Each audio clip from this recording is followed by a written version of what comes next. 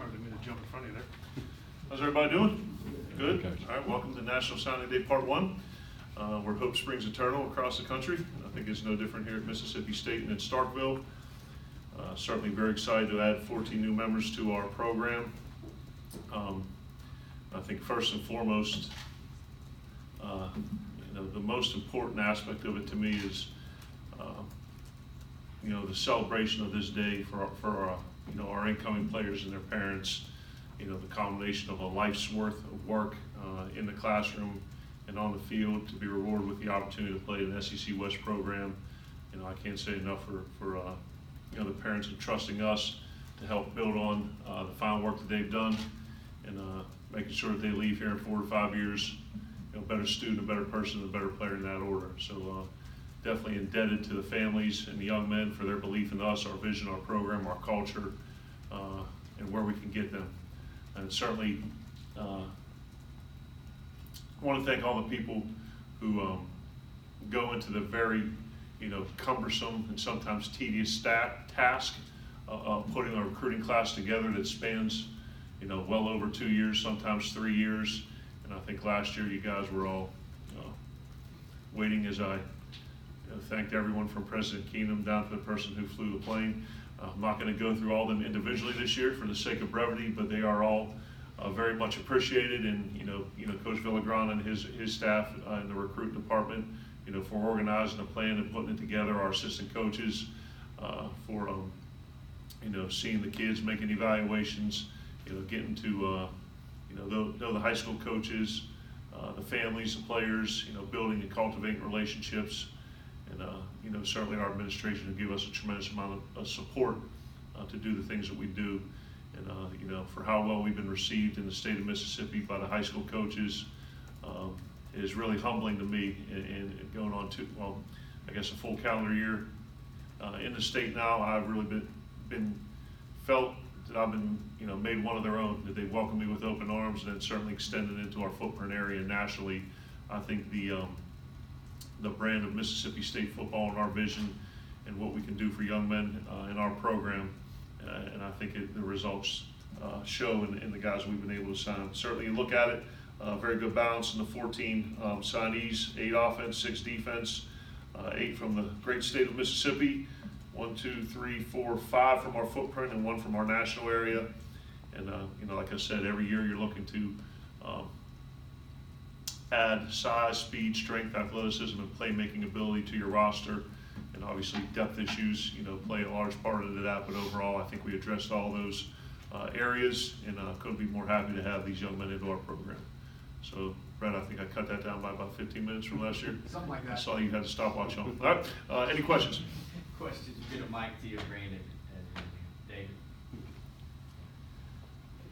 Again, without going through all the names like you mentioned, how would you compare the haste of trying to get last year's signing class finalized to having a whole year to work on this one? Yeah, I don't even know that you can, make a comparison. I was hired, a couple of days after Thanksgiving, maybe that next week, and then in those next, 3 weeks, we're working to put a staff together, figure out who the commitments are, where they go to school, what position they play, the reasons they chose Mississippi State, and then working to get into the schools and into the homes to talk to them about, our vision, our goal, our plans, and that was that was definitely something that required a lot of work and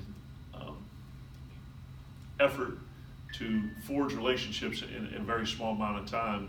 And like I said, at a certain time, talking to a kid who's going to play offense, you know who the coordinator is going to be, or defense, not know who the defense coordinator is going to be. I think this year the difference is, we've been working on,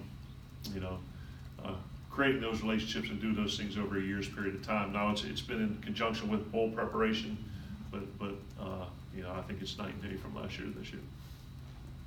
A lot of numbers on both lines of scrimmage and more to come if everything goes the way it's planned. Why was it such an emphasis to go big numbers wise on the lines? Yeah, I think first and foremost philosophically, it is a line of scrimmage football league, and I think the mentality of great teams and championship teams are dictated by the offensive and defensive line.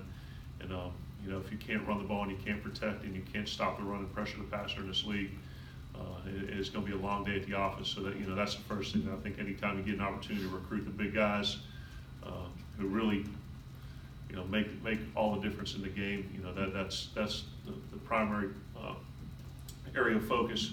And secondly, just, you know, from a pure numbers perspective and a needs assessment, you know, for a few classes here, we haven't really signed many offensive linemen that have made it to campus. So, I mean, we needed to sign something to get to our number one. And then you look at our senior class on the defensive line, we're losing a significant number of players. So I think it's a combination of, you know, philosophy and need. To your point on the offensive line. I can hear you with that. Okay. On the offensive line, specifically with Charles Cross and Nick Penley, those are your last two guys that you picked up. Had to fight off some Power 5 schools, and especially with Charles Cross, a guy that's been committed to Florida State for a while. Can you give a background of, I guess, how you built the relationship with Penley and Cross and ultimately landed those two?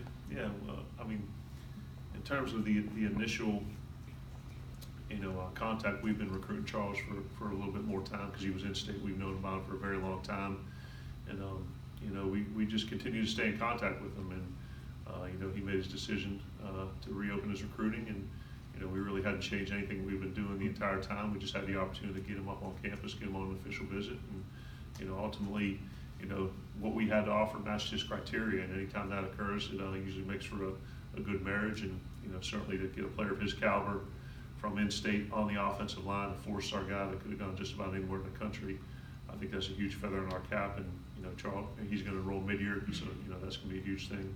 And then Nick, we kind of were recruiting him, you know, throughout the year.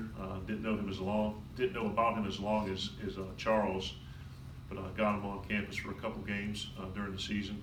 He was a good luck charm. They were both wins, so that was a positive. And then, you know, made the decision to go on ahead and offer him, and got the family up on the official visit. And I think that's a great thing about getting kids on campus in that capacity, that the school sells itself, and you know, getting around our academic people, and you know, seeing everything that we have to offer, you know, relative to you know, a degree, getting around our players and them seeing our culture and how they fit in, and then you know, our coaching staff as well. So that's kind of the difference in the recruitment between those two guys. Looking at that group, is there anybody that you could foresee making an impact right away on next year's team with a few guys? The O-line or the whole group? Offensive line. Offensive line, you know, that's one thing that you talk to all the recruits, and specifically our signees, that I can't guarantee them anything but an opportunity. And a coach who tells you that you're going to come in and definitely start, you know, I just don't believe in that, because you never know what's going to happen in the kids' development. You never know what's going to happen with players on your team, how they're going to improve. But they are all guaranteed an opportunity. Now, if they come in and compete and show that they've earned the right to be on the 2 deep or be a starter, they'll play. And you know, certainly guys, some of those guys on the list are a little more equipped, better equipped to compete because of their, you know, physical maturation or their understanding of the game, or their size or their strength or their physicality. You know, but they'll all be given the same opportunity. There's always obviously a lot of attention that goes to quarterbacks, but Garrett has been kind of, you know, committed to things for a while. And what makes Garrett Schrader such a good fit for you and for Mississippi State and for, you know, your plans for the future? Yeah, I've been recruiting Garrett since he was a sophomore in high school, so it feels like a long time. But I think when you look at, you know, our offense and what we need from that position, a guy that can beat you with his arms, his legs, and his brain, I think Garrett checks off all those boxes. 2-time state champion. I believe they've lost 1 or 2 games in the last 3 years. You know, 3-year starter, over 60% completions. You know, really impressive touchdown interception ratio. And you turn on this year's highlight tape, you know, it's 10 minutes and 30 seconds. And you look at his junior one, and the first clip is him, you know, breaking a run and hurdling the guy. And then he drops back and, you know, throws a post ball on a dime, and then scrambles to make plays. So I think he's very representative of our philosophy on offense, to be able to balance a run and a pass and have the quarterback beat you, you know, with his arm and his legs. I think he's an excellent fit for our system. Knoxville County High has been pretty good to state in recent times. Jeffrey alluded to get Kai Zaya out of there. Just how important does this staff view keeping that pipeline open there? Yeah, I mean, critically important, and, you know, from, once again, I keep using the word philosophy, from a philosophical standpoint, you know, our recruiting model is to work from inside out, you know, and do as good as we can in the state of Mississippi, work to our footprint area, and then work to national areas. And the further we go away from the city of Starkville, the better the player should be. And certainly a player of Kazai's, you know, ability, you know, from Noxubee County, you know, has been up here a bunch of times, you know, family, you know, bleeds maroon and white. So like I said, it's another situation where his criteria matches what we have to offer. You know, he had a very big miss-out game. You know, kind of injured a little bit at the beginning of his senior season, but came on strong. And I think had 90 catches for over 1,000 yards as a junior. But he's a guy that, you know, has posted really, really impressive numbers on top of his physical attributes, and he's a real smart kid too. So I think he'll do an awesome job here. Obviously, when you look at Jerry and Jones and Xavier's Purvis, they're kind of your typical do everything on the field type of guys. Yeah. And Jerry had a higher ranking, but if I consider Purvis pretty underrated with his ability, where do you see those two guys playing and feeling that it will be where they're needed the most? Yeah, I think, you know, Jarion's going to start at corner, but I think he could play safety. He could play wide out. He could do a bunch of things. He'd probably take my job if he wanted to. I mean, he's got that kind of charisma. You know, people gravitate towards him. He's intelligent. He's well spoken. You watch the Miss Al game, you know, and watch any part of his season. You know, he can, in my opinion, he can be an all SEC defensive back or an all SEC receiver. And you know, I think he's really the glue in a lot of ways that held this class together. So, you know, his contribution to us has already been significant in a lot of ways. And as you mentioned, and I think you hit the nail on the head, you know, JP coming out of Tallahatchie, you know, Sam Williams, his head coach, was a, you know, player here, but has kind of, as much as you can this day and age with the access to information, has flown under the radar. But a big, long athlete, you know, has played the majority of his snaps on the offensive side of the ball, but he's another guy, you know, kind of reminds me of, you know, a kid from last year's class like Buki. You know, Buki played wide out, played tight end, you know, played linebacker, did a bunch of things. You know, I think JP can really see himself on either side of the ball. We're gonna, you know, start him off on defense though. If I understand correctly, Garrett Schrader's supposed to be coming in the next couple of days to start practice. Excuse me. Yes, sir. What do you hope to get? Just get his feet wet in the system, get him in uniform, get him around the guys? Yeah, I mean, he's and you talk about, you know, the qualities that you're looking for in a quarterback. You know, he loves the process and he loves the game. So any opportunity that he can find to help, you know, improve himself or make his game better, even if it's a small number of practices, he wants to take advantage of those things. And you know, that's what you want. You want the quarterback to be a guy that's able to, you know, lead from the front. You know, the term I've used with our players the past few practices is that the speed of the leader determines the speed of the pack. And I believe that when your quarterback is that person, you know, the other people are going to follow suit. And he's a guy that kind of has those charismatic qualities to him. Like you watch him on the field, and you know the way he conducts himself. And to me, when the starting quarterback of your team walks in the room, you shouldn't have to ask if it's a starting quarterback. And when he and his beard walk in the room, you know, he's got a little bit of that, you know, borderline confidence, cockiness to him. You know, and you know, in a lot of ways, I think that's a good thing. Outside of the 14 that you signed today, what other positions do you hope to address between now and February? You know, we've got, I don't want to say all of them. I mean, we have, you know, positional needs relative to needs by number. So we have a list of guys that we're going to continue to recruit, and really who we take and ultimately sign is going to depend on, you know, how the numbers fall. I mean, you know, if we take a certain player at this position, you know, and we have a similar player ranked right below him, you know, you can't. Also, you can't take them both, but a lot of it falls on a contingency plan. Do you have a rough number of how many you want to sign before February? You know, between, you know, attrition, which I'm hoping there's not much, but, you know, usually that occurs after the bowl game. You know, I think I'd be remiss to put a hard number on it. You know, I have a range, but I don't, you know, to say specifically what the number is probably wouldn't be fair. And to go back to the lines of scrimmage, a couple of important guys left on y'all's board on both sides. Is that a big priority to finish what you started at those spots? Absolutely. We're going to continue to, you know, obviously we have, you know, a number of guys committed, and, you know, we're going to wait till February to sign, and, you know, we feel confident where we are.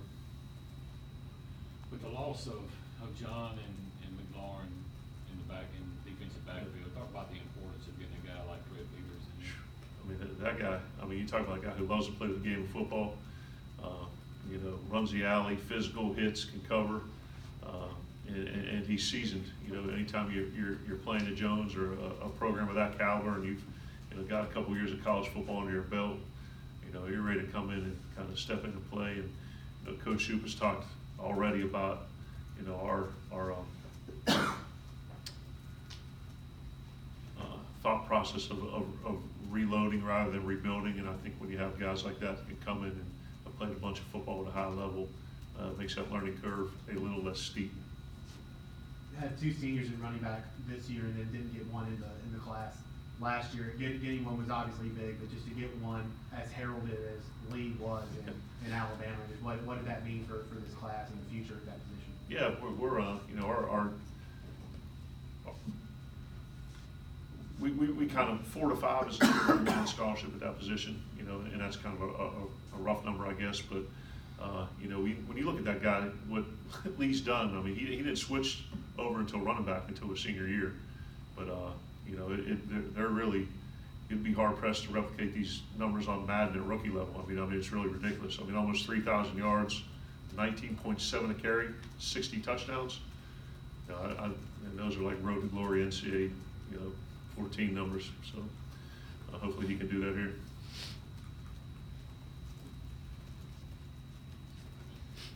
All right, that it on that video game.